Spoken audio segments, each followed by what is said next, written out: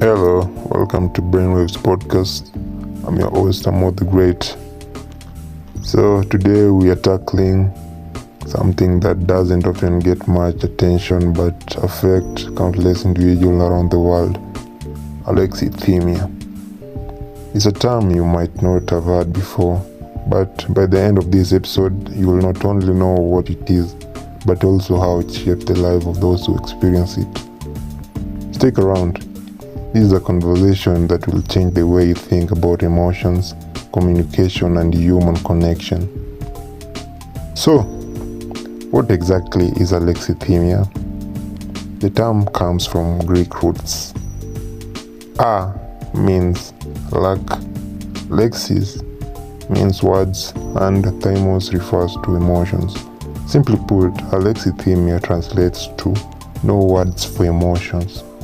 But it's a bit more complex than that. Alexithymia is not a mental illness, it's a personality trait or condition. People with alexithymia often struggle to identify and describe their own emotion, and sometimes even have trouble recognizing emotions in others. It's like being emotionally tone deaf. You might feel something inside, but you don't have the language, or perhaps even the awareness to pinpoint what it is. Interestingly, alexithymia exists on a spectrum. Some people experience it mildly, while others might find it profoundly impacts their lives. Research suggests that it is more common than we think, affecting around 10% of the population. The causes of alexithymia are still being studied, but researchers believe it's a mix of biological and environmental factors. On the biological side, studies suggest that differences in brain activity, specifically the anterior insula, a part of the brain involved in self-awareness and emotional processing, often functions differently in individuals with alexithymia. On the environmental side, childhood experiences play a significant role.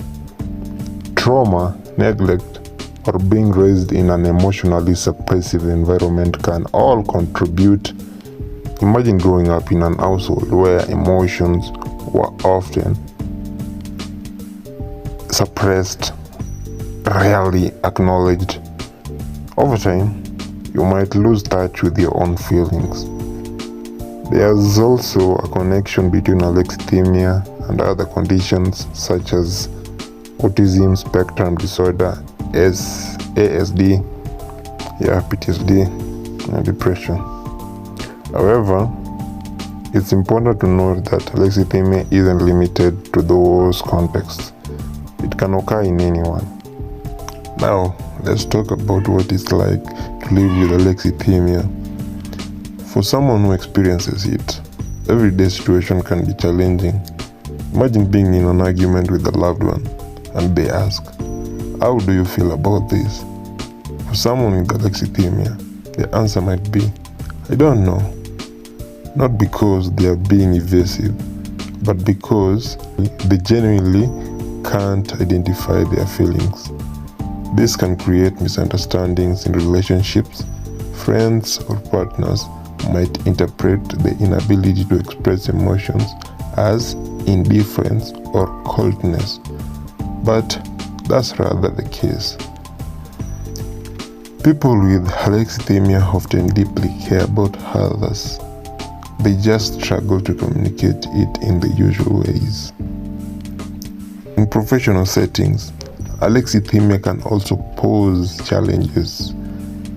Many workplaces value emotional intelligence, the ability to understand and manage emotions.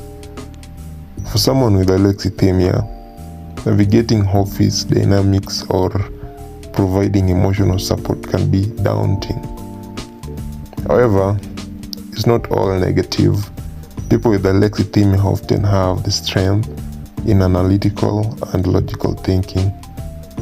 They are less likely to make impulsive decisions based on emotions and might excel in careers that require objectivity.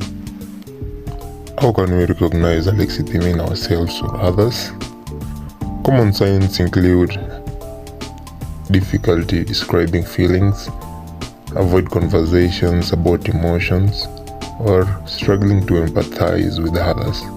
However, diagnosing alexithymia isn't as straightforward as taking a simple test. It often requires careful observation and, in some cases, professional assessment. If you or someone you know struggles with alexithymia, there are ways to navigate it. Therapy can be incredibly helpful, particularly approaches like cognitive behavioral therapy, CBT, or emotion-focused therapy. These techniques help individuals learn to recognize and articulate their emotions. For loved ones, patience and understanding are key. Instead of asking, "How do you feel?" try a more concrete question like, "Did that situation make you feel stressed or calm?" Helping someone build a vocabulary for their emotions can make a big difference. Discussing alexithymia also invites a larger conversation about the roles of emotions in our lives.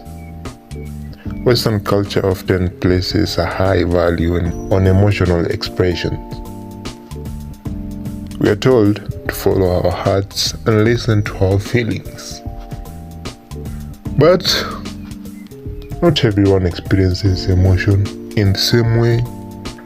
Alexithymia reminds us there's no single correct way to be human. It also raises questions about how we teach emotional literacy. Schools often emphasize maths, science, and reading, but what about understanding the expression of emotions? Will early education help prevent conditions like alexithymia from being more pronounced later in life? As we wrap up, I want to emphasize that alexithymia isn't a flaw or a deficiency. It's simply a different way of experiencing the world. By increasing awareness and fostering empathy, we can make this life of those who are experiencing it easier. To anyone listening who might relate to what we are discussing today, know that you are not alone. Understanding emotion is a skill, and like any skill, it can be developed over time. Start small.